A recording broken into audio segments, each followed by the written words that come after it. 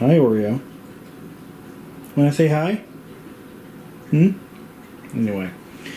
So, I've got the weekend to myself here because my girlfriend's off doing some house sitting. And so, I'm getting some projects done.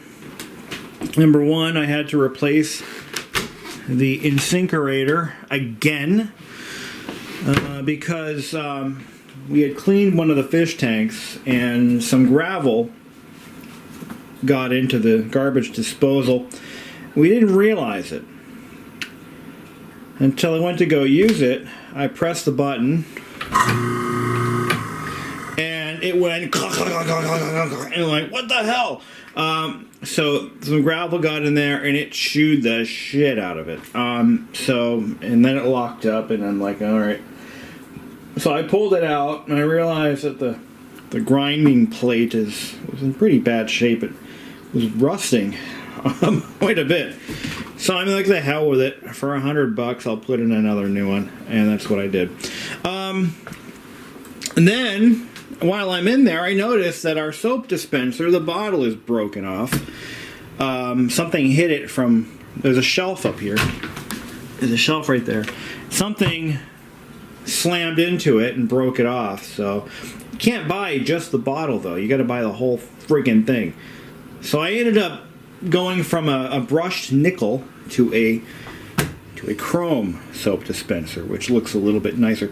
I did a brushed nickel because I was going to change out the faucet with a brushed nickel, but that never happened, and this faucet's actually quite nice.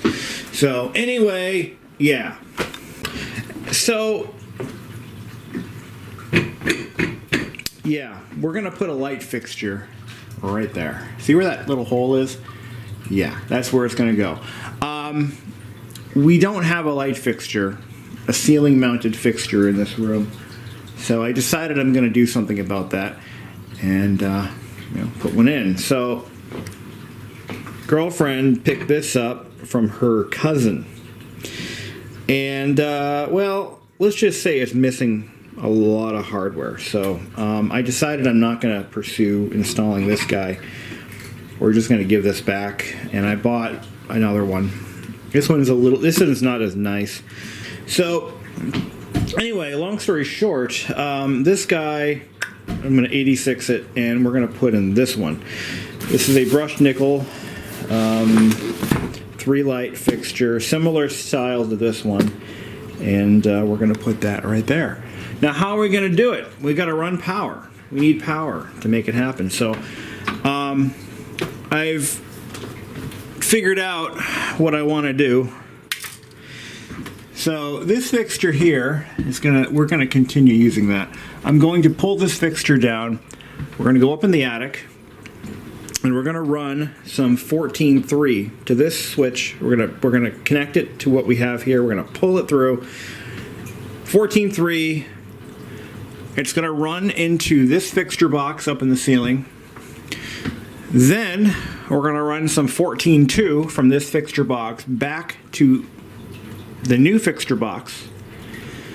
And that is how we're going to, So we're going to replace a single light switch with a double light switch. Just in case I need it, I bought some wire feeding line. I had to get a 4-inch with a 4 1/8 hole saw. Here's the box. This is a nice, see, when I buy boxes, I buy these. These are the glass reinforced heavy duty boxes. They cost just a little bit more, but they're well worth it. I mean, these are the only boxes I buy when I do anything because they're just that much better. This is rated for a ceiling fan, so if I decide to in the future, or if the next homeowner decides to put in a ceiling fan, they can do that without worrying about this is more entertaining, I'm sorry.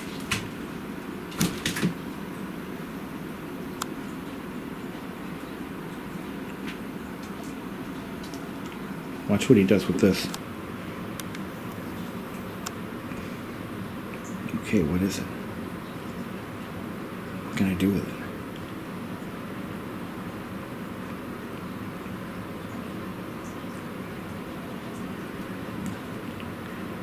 approach it from a different angle. Pat it around a little bit. Why is he looking at me? Does he want me to do something with it?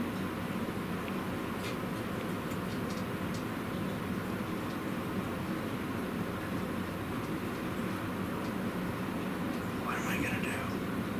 Is he gonna jump at me?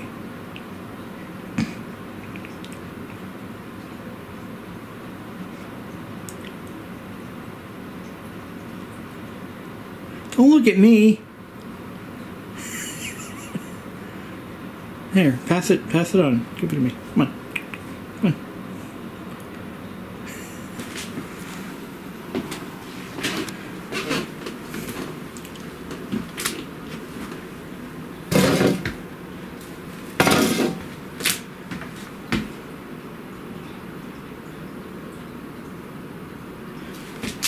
We're gonna go kill that breaker.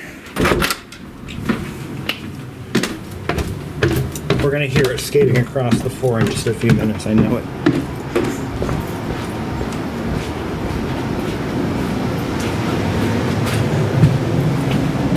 Number 2. So kill the breaker, get the hole drilled, hop up in the attic.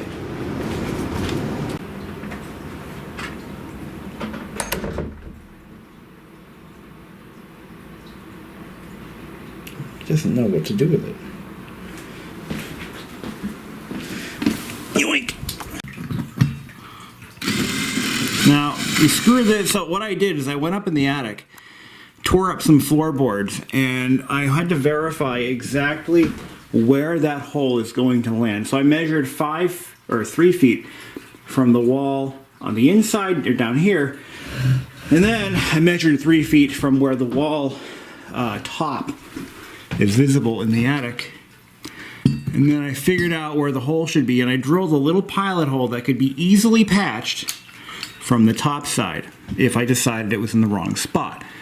Well, it was in exactly the spot I wanted it in. So I'm going to do this with 2 hands. We're going to be really careful because plaster is old and brittle and it ships very easily. All right, so there's a nice, smooth, clean hole drilled right into the plaster ceiling. Now what I did was I ran my hole saw in reverse at low speed and very gently fed the bit into the material until the hole was completed. Normally when you're drilling a hole with a hole saw, it's better to drill it halfway through one way and halfway through the other way. But I didn't think I had to do that, and it turns out it came out just fine anyway. I measured twice, cut once. Now I have a mess. So we're going to clean up the mess so it doesn't get tracked by the little kitties. Now this is a cross section of my ceiling. So you have about 50 layers of paint on top of that. There's a finish coat of plaster. And look at how thick that plaster is. It is about half the thickness. And on the other side you got drywall. We did get a little bit of chipping, but that's to be expected. Looks like the original color was a almost like a peach. So this house had peach ceilings. Oh, bastard. Doing home improvement projects while there are small little 4-footed mini lions kicking around the house is a challenge, because no matter what you do, they will get in your way. As cute as they are, they will get in your way, and they'll mess your shit up. So, okay, so now when fishing wire, in this case, we're just replacing one wire with another. Now, you want to make sure that you don't skimp on tape if you're new at this. If you're an experienced electrician, fine, whatever. You know how to fish wires through walls. Good. But if you're just a homeowner, not really experienced running wires in your walls, I like to use a good amount of tape, and I go a few inches before and a few inches after. I strip back the wires to the bare wire, or the wires on the inside, right? So what I'll do is I'll remove the outer jacket, and that way I can lash onto the wire itself. Now, you want to make sure that, imagine this is going to be pulled through a hole that's just a bit bigger than the wire itself. You don't want it to catch on anything. You want it to glide right through. So you want to form a nice tight bullet end. And then, if you're running it through a box like this, it helps to, actually in this case, we're going to have to remove the clamp screw completely. These boxes are designed to be installed when the walls are open. And this clamp is going to get in our way. It's going to latch onto the wire and pull it tight. So we're going to pull out this screw and we're going to let the clamp do its thing. Well, we're going to free it up. Now, I got really lucky that whoever wired my house did not staple the wires to the studs. In 1954, that was code requirement, but they didn't do it. So I can run the wire, I can pull it right through. It's not stapled to anything. So we're gonna lay this out. Another thing, if you have just a limited amount of wire, put a knot on the end so you can't pull it through the box. I came up within an inch when I pulled my furnace thermostat wire. I had to run a new wire to the furnace because of the new system required more wires. So I took it was a 2-wire system that we had. Anyway, I bought just enough wire to go from here to the furnace. And I was pulling it through, and I'm like, I wonder how much wire is on the other end of this. So I go back upstairs, and I'm like that far from pulling it out completely. Now that would be a nightmare to snake because of some specifics of how, because there's a heating ventilation trunk right under where it comes out. It's just a nightmare. This one, not so bad. I can snake this one pretty easily, but I don't want to have to. You see? I don't want to have to do that. So let's go up in the attic and we're going to pull that through. Okay, now unfortunately my attic lighting runs off the same damn circuit, so I've got this super unreliable flashlight to give me light. Now you can see I had to tear up some attic floorboards. Alright, there's our hole. And here, this is where that switch wire comes through. So we're going to pull this guy.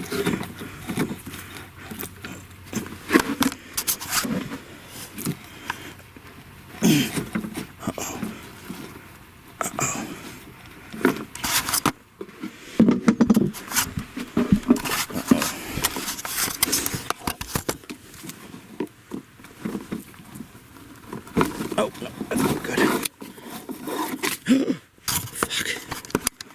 Fuck. I'm gonna have to snake it. Well, that sucks. Okay, so here's our Fixture tape. Now, what we're gonna do is we're gonna pull a pull string back. Then, we're gonna use the pull string to pull the wire through. Why are we doing it that way? Well, very simply, we're not going to be able to pull a wire with this Fixture tape because it's actually a repurposed plumbing snake.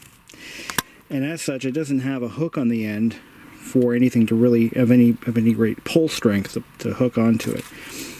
This stuff glides right through the hole.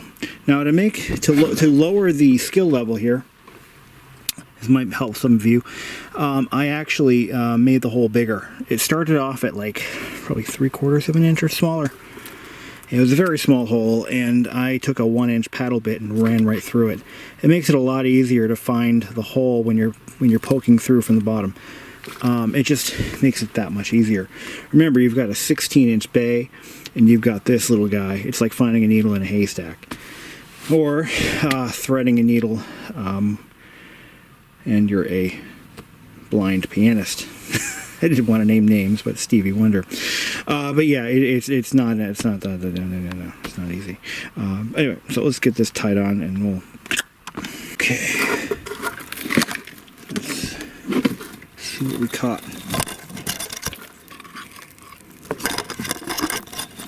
Yay!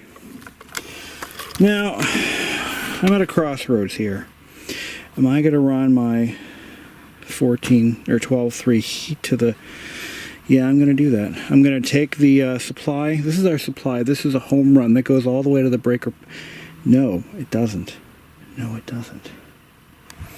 That goes... Let's see.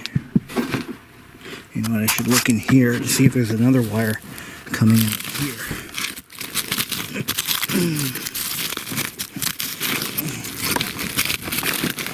Ooh, yes. It just got a little more complicated, didn't it? Alright, looks like this is the midway spot. So the home run, that guy, comes through, barrels through here, and this is what supplies the rest of the rest of the run. So I've got 2 wires coming out of the box on this side. So I can't sever that because that's our home run. That goes all the way to the corner where it drops down. At least I know that. So this is just a pit stop along the highway. So we're going to have to pull this down and see how it's wired up. I might have to change a few things, which is wonderful. But fortunately, this wire is still very supple. It's still good, still doesn't crack when you bend it. You know, it's still good wire. So eventually that home run will be replaced, and you know, that'll be done, but right now we're not there. So anyway, here we go. So I'm going to run this 14.3 is going to come into this box. It's going to take the place of this one. And then somehow another wire out of it to feed the kitchen, or yeah, I probably should have done some more investigating there, but I wasn't thinking. Alright, so on this side, we've got the switch wired so that there is a common, the white wire is common. I'm going to put some black tape on that for future electrical endeavors. That's your common, and that's also hot. Okay, and on the other side, on the switch side, you've got the black wire, which is going to be this guy here. You've got the pink wire, which is the closet light. Before I go any further, before we do anything else, we're going to turn that breaker on, and we're going to confirm the functionality of the closet light, let the fridge run for a few minutes, play catch up, and then we're going to move on to putting in the box. As with any electrical project, if you throw the breaker and it throws itself back off, then you got a problem. Okay, I think we're good. So what we're going to do is we're going to let the fridge play catch up, and we're going to check to make sure this light still works. That's going to be the bottom one. Don't touch anything. Light comes on, light goes off. Now I'm going to work on getting that box in. Now I should have capped the wires on that, but I didn't. Sue me. I didn't cap the wires. But they're not live. Right now that switch is off, so it is not live. So again, I buttoned this all up. This is kind of a hot mess inside there. Not gonna lie, don't really love the way they wired houses back in the day. What they would do is they would, instead of daisy chaining outlets in a room, for example. Now this could be true for some areas. I think in New Hampshire they don't do this anymore. But what they would do is they would wire every outlet in a room to one location. Usually it was a light socket. And that would generally cause just a mass bundle of wire in one place.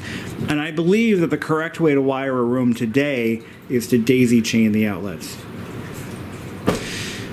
In this case, they've got the refrigerator outlet. They've got the attic lighting, the basement lighting. What else? That outlet right there. All on one circuit. Now, when I rewire this house, which will happen, I'm going to run a separate 20 amp line for the fridge And I'm going to, so that'll be divorced. Now I know where it goes. It'll be divorced from that mess. Yeah, and we're going to run all new grounded 15 amp. I might just bump everything up to 20 amp if I'm going to do the wiring. Might as well do it. But yeah, it's just a hot mess. So let me get, I'm going to get a measurement so I can cut my 2x4 that's going to support the fixture. Let me get that done. Okay, we got our fixture box installed. Nice and centered. Look at that. Not bad for my first ever installation of a ceiling light fixture box. But once I get this, my next step is I'm going to push that back into position. We'll screw it in. Let's take a look at what it looks like on the top before I put the floor back in. Okay. So here's the lamp box. Now I did put 2 Romex wires in the same. That's not cool, but given the circumstances, I had very few options. This is wiring that I did years ago. So there's our switch run. That's going to be our 14.3, which goes to the box here, which then shoots back off to a 14.2 to this box here. Now this sucker is anchored. It is, you could hang off of this. I'm not gonna step on this to prove a point, but you get the idea. But this is a ceiling fan rated box, just in case I decide to put a small ceiling fan there. This one's rated for it. Now I got to piece my floor back together. That'll be fun. I probably should have done a neater job of ripping these boards up, but whatever. It's my freaking house. Yeah, just like it never happened. I gotta rip it up again anyway, because like I said, I will be rewiring this house, so I'm gonna need access. And you guys wonder why I went with rolled insulation rather than loose. This stuff is easy to work with. You just roll it back when you're done.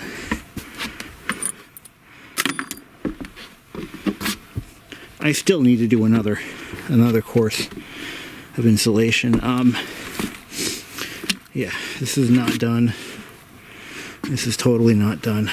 So I've got to do another course this way.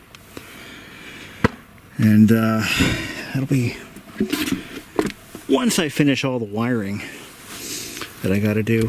I got to go into the bedrooms and pull new wires up for everything. I've got to fix that attic vent. It's not the attic vent, the bathroom vent. I actually have to run it properly because if you look closely, it's putting mold on that rafter, which is bad. But that's the way it was done. It's been that way for 65 years. Vented into the attic space. Never a good idea, but that's what they did. I gotta fix it now. The thing is, it pisses me off, is that I paid my roofer to do that. Of course, after he did the roof, I'm like, hey, by the way, can we fix that? And he said, sure, no problem. He charged me for it, never did it. And I'm not gonna go fighting. I'm not gonna fight the guy. I'm just gonna do it myself. But I'm not gonna go through the roof. I'm gonna go through the gable end. Just cut a 4-inch hole, put in a vent, done. I don't want to put a hole in my roof.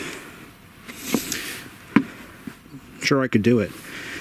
You know, I'm certainly qualified to put a hole in a roof, but I don't want to do it. Simply because I don't want to create a potential leak hazard. I like having a leak-free roof, so let's keep it that way. Okay, let's see if she works. I just finished buttoning her up, put some new bulbs in there. We're gonna see. I haven't turned it on, so I don't know what's gonna happen. It could go buzz No, I don't think so. It'll work. Here we go. Aha, look at that. Look at that. That's nice. I like it. It really brightens up the room, literally. So this little, this is a temporary lamp that I put here actually the day I bought the house. It's been there ever since. But that, oh, that is so nice. That is so nice. Oh, I love it. Now you can button up this. I'm going to shut the breaker back off. We'll button this up and we'll be done with it. Anyway, until then, oh yeah, another thing.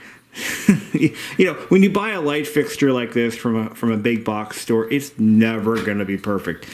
This arm is crooked. That's just how it's shipped. It's how it left the factory. And I can't really, I'm afraid if I try to straighten it, I'm going to break it. So I don't want to,